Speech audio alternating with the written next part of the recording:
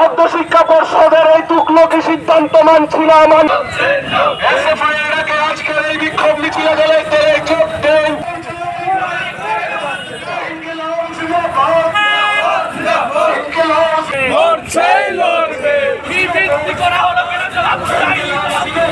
মধ্যশিক্ষা পর্ষদ ত্রিপুরার মাধ্যমিক এবং উচ্চ মাধ্যমিক পরীক্ষার 6টা ক্যাটাগরিতে তাদের ফি বাড়িয়ে দিয়েছে এক সাংবাদিক সম্মেলনের মধ্য দিয়ে।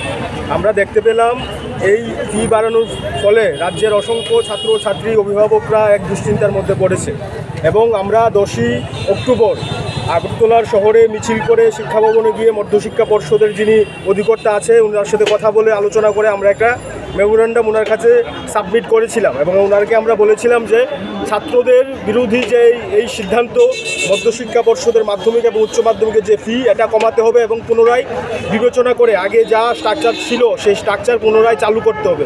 এবং আমরা ওনাকে 7 দিনের সময়সীমা বেঁধে দিয়ে এসেছিলাম যে আমরা এই 7 দিনের মধ্যে যদি ছাত্রদের স্বার্থে কোনো সিদ্ধান্ত না হয় তাহলে আমরা পুনরায় আবার এসএফআই মাঠে নামতে বাধ্য হব।